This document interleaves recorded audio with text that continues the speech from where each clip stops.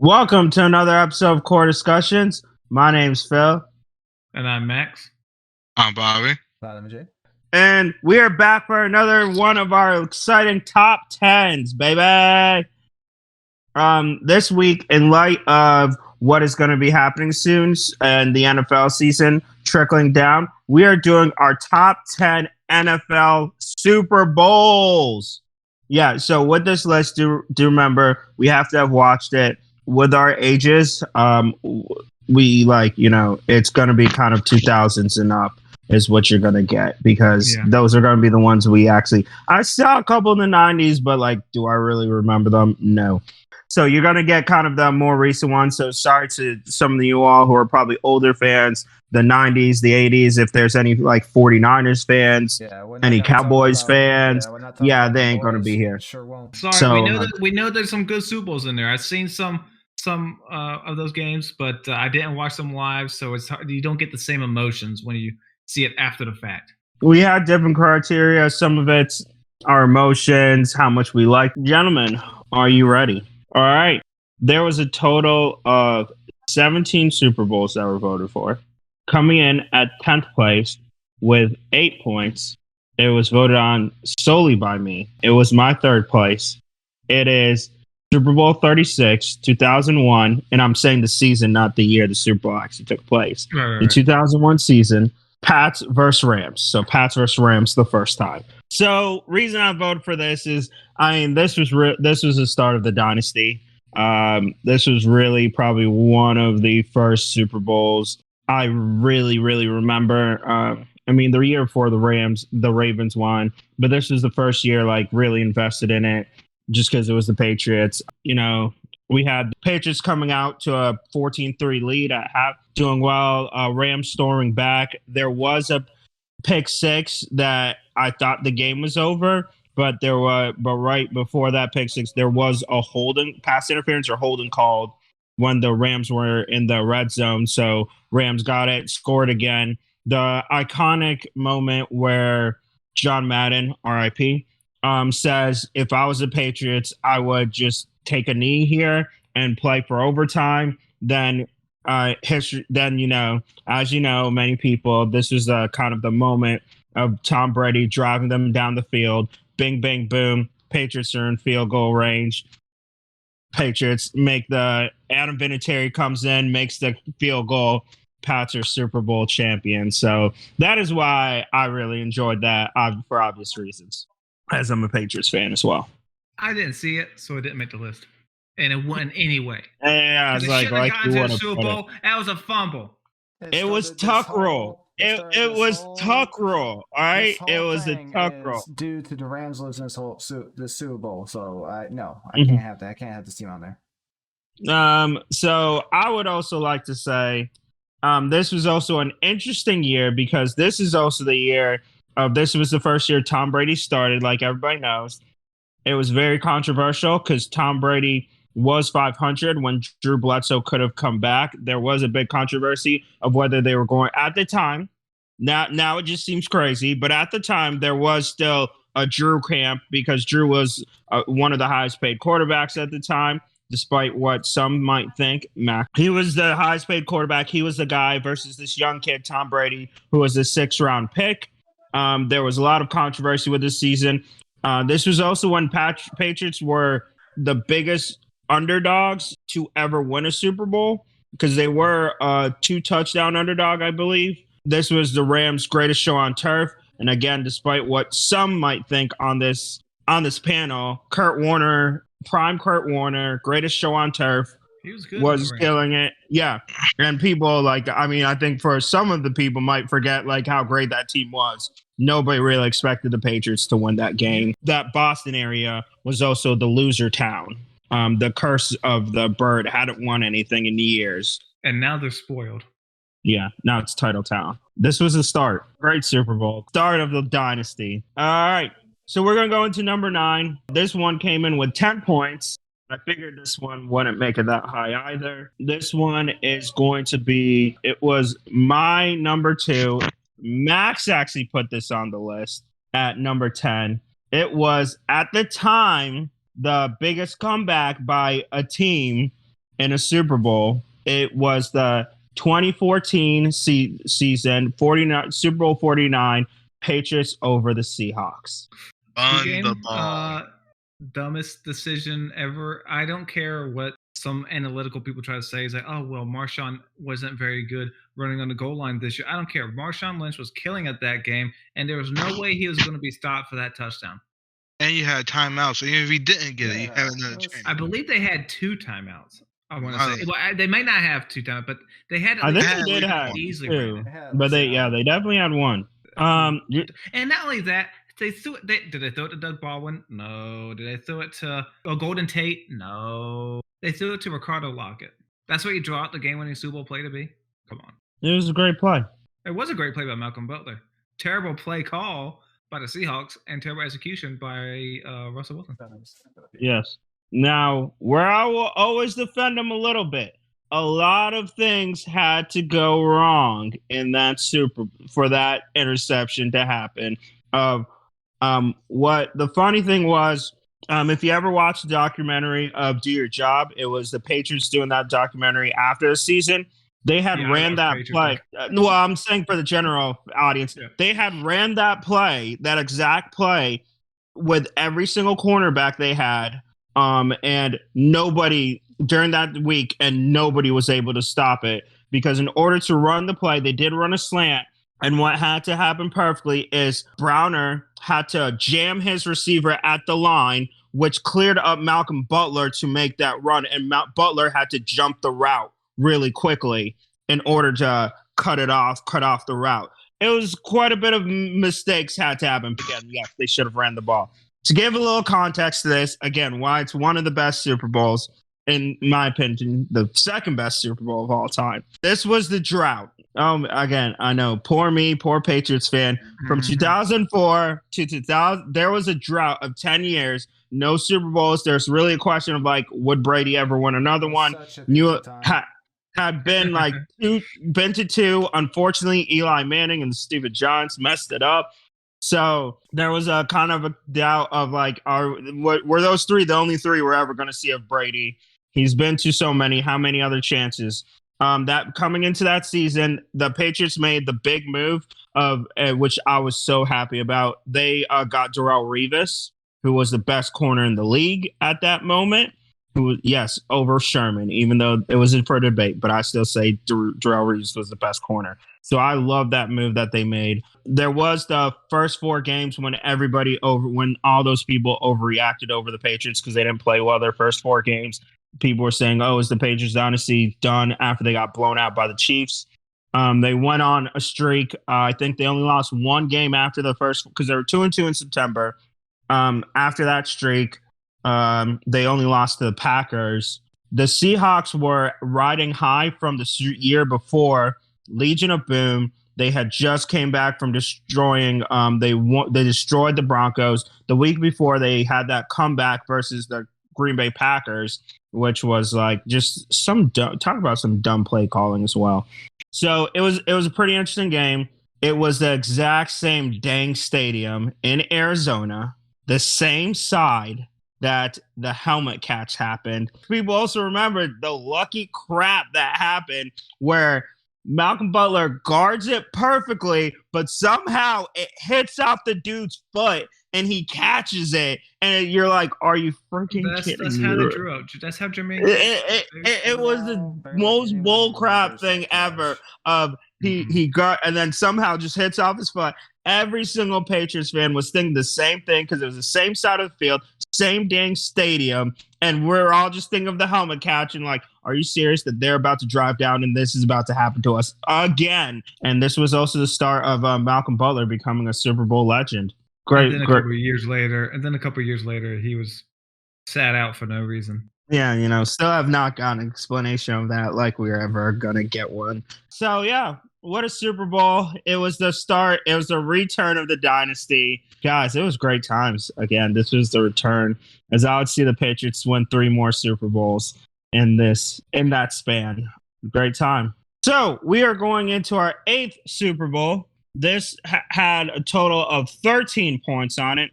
It was voted on by 2 people. Vitamin J and Max put this up there. It was a 2010 Super Bowl and the emergence of one of our biggest stars to this day.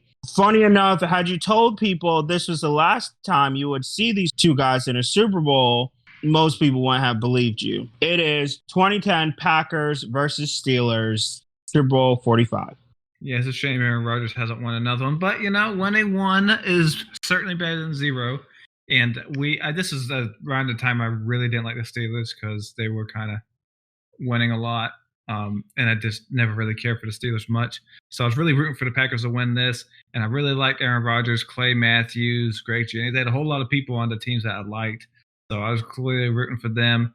And Aaron Rodgers had some fantastic passes in this game. They led for the majority of the game. I don't remember them trailing much, but they were leading by quite a bit. Then the Steelers kind of closed the gap, and then Rodgers had a clutch throw near the end and just kind of put it away. And I think Ben Roethlisberger may have Ben Roethlisberger threw a pick six in the first half. Yeah, it was like near the end of the half, right? Yeah, I believe it was Nick Collins or something like that picked it off. Yeah, man, I enjoyed it. And then a huge swing play in the game was when Rashad Mendenhall fumbled that ball. I can't remember who forced it. It might have been Clay Matthews who forced it, but that was a big turning point because the Steelers were coming back. I was getting irritated because I was like, man, the Steelers about to do this again, so I was not looking forward to it, but the Pack was back, and then they were gone. If only it was a good halftime show.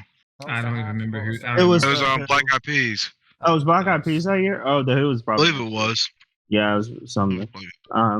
This is back when they were having crap to halftime shows, and I couldn't care less to watch them. This was one of the years where who I was pulling for versus who I thought was going to win were two different things because I really thought the Steelers were going to win.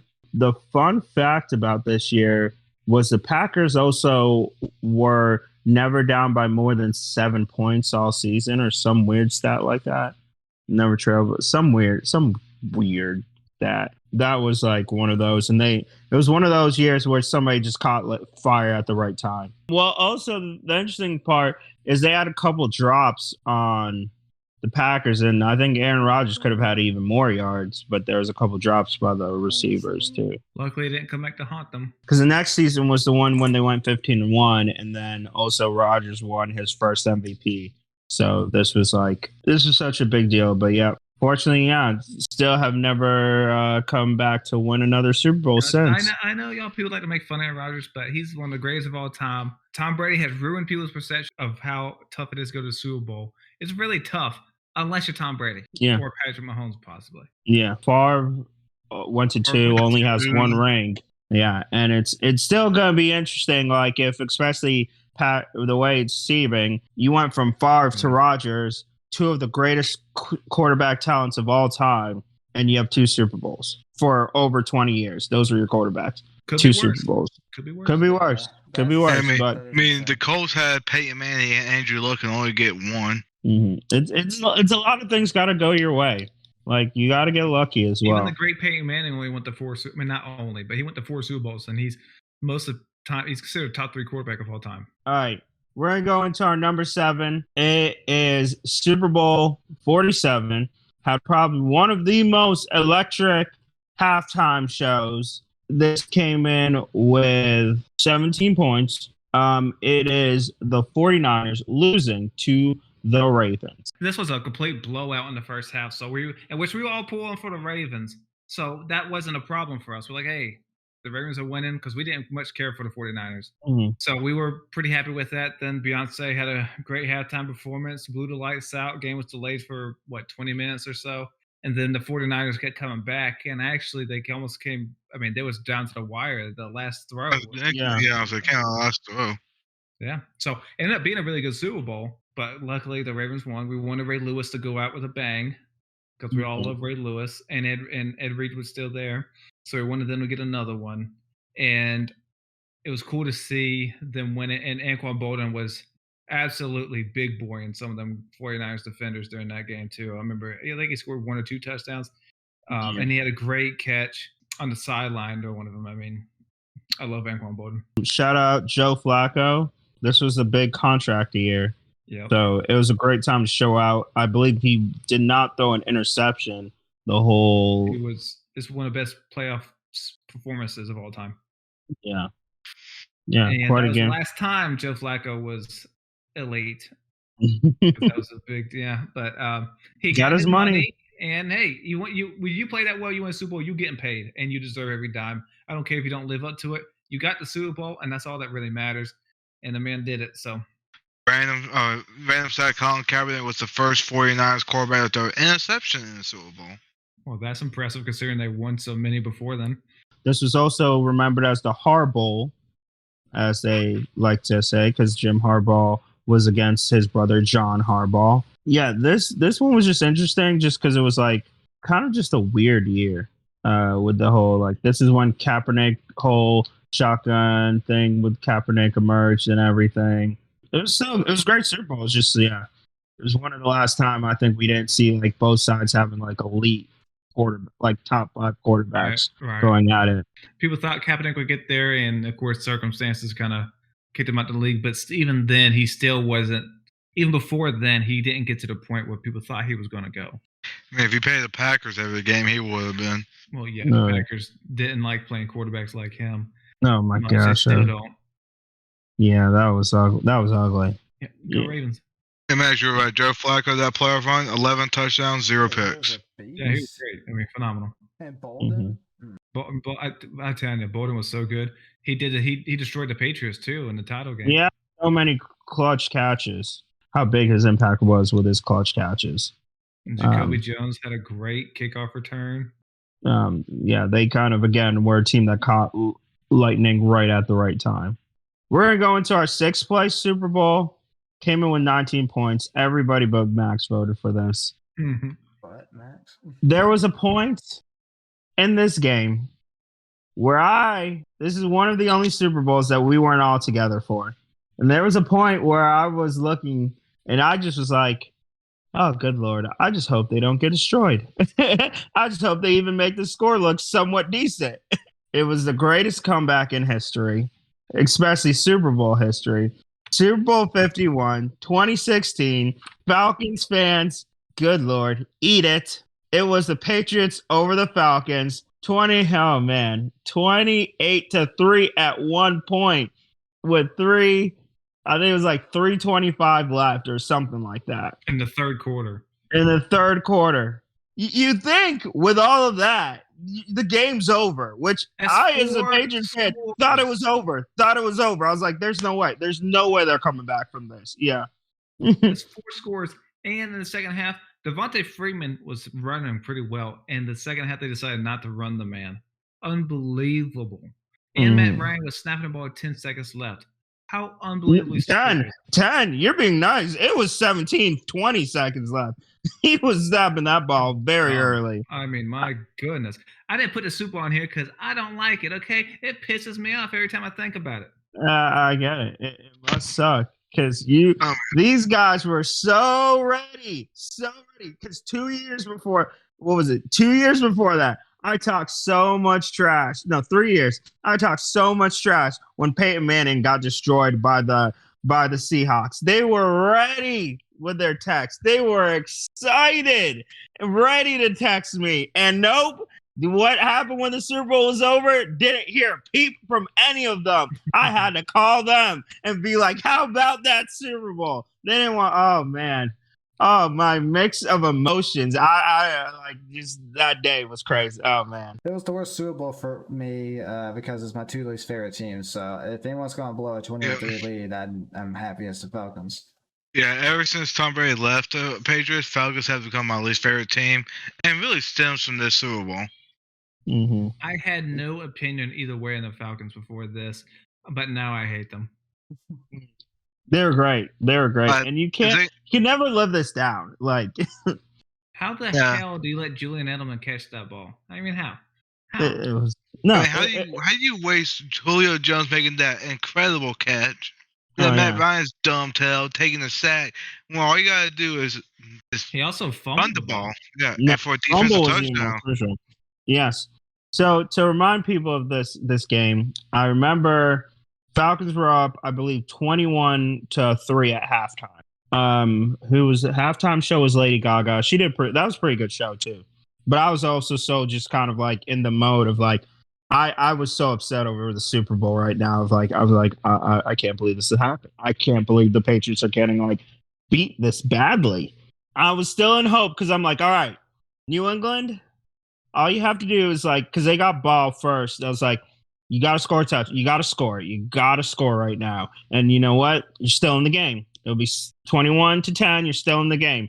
They go 3 and out, I believe. Then the Falcons got the ball. They went 3 and out. New England got the ball back. They went 3 and out again. Then the Falcons scored 28, scored to make it 28-3. I'm like, okay, this game's over. Like, there's no hope. There is no way you could lose this game, right? There's no way. You could have, like we said before, they could have just gone, wasted the clock, and took a knee every single play and just shot the clock down 40 seconds every time. And I think New England would have ran out of time. But no, that's not what the Falcons did. Thank God that's not what they did. Patriots come back, scored a touchdown. Kicker misses the extra point, which thank God, if you were going to miss an extra point, thank God you missed it that early in the game. Because if you missed it at the end, that would have been a very long walk home for you, buddy, after the Patriots made that comeback. So, like, at that point, I'm like somewhat like, oh my gosh, yes. And then they mix it. I'm like, are you kidding me? You're like, right now, this is how this game's going to go. Just give me a false hope. Then I'm thinking the whole time, like, Patriots, you need a turnover. You need a turnover. Dante Hightower goes unblocked. I think Freeman misses the block. He did. Was supposed to pick up the block. Matt Ryan does not see him.